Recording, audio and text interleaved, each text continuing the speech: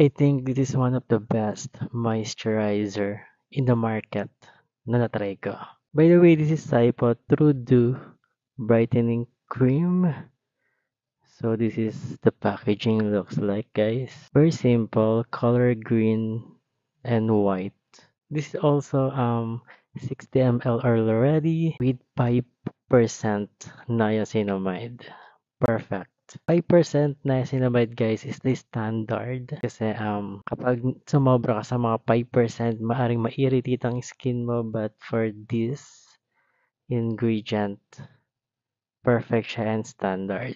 Aside from niacinamide, so it has also grapeseed oil to strengthen our skin barrier and also to moisturize our skin. Grapeseed oil extract also nasusot niya yung mga redness na ating balat or inflammation. And the last active ingredient is hyaluronic acid that hydrates dry skin. More of hydrating ingredients ang nilagay nila dito. I mean, meron din siyang panthenol, allantoin, and papaya extract. Perfect for dry skin.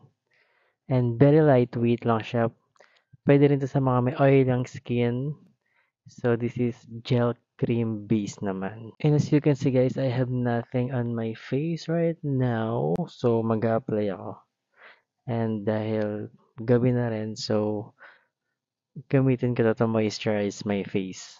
Kuha lang tayo ng konting amount or ample amount to cover it all over my face. I think pwede na to, and medyo paubos na rin ng product kasi matagal ko na rin siyang ginagamit. Mm.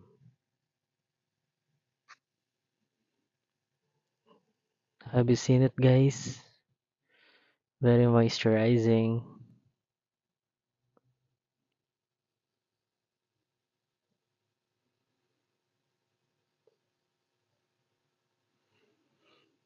So kung i-compare natin yung kabilang side ng aking face, very na moisturize na siya. And ito yung walang product. So normal to dry pa siya. And wala siyang dewy effect. But for the side of my face na ito is makikita mong nag-glow talaga and may dewy effect. So maglalagay lang ako sa aking buong face.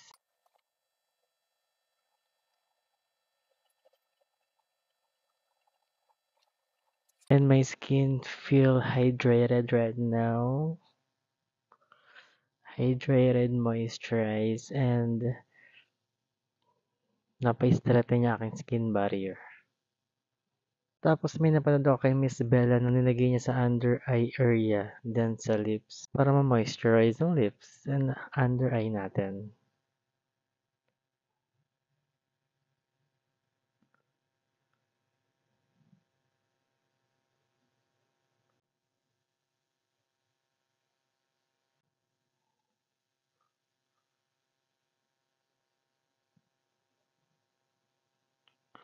Yung sobra sa leeg na lang.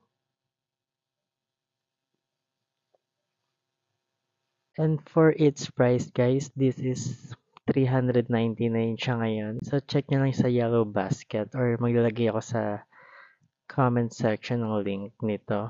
Perfect din po to guys pang sandwich method. If you're using retinol, you can also use this moisturizer. They'll perfect silang combination, retinol and also this moisturizer.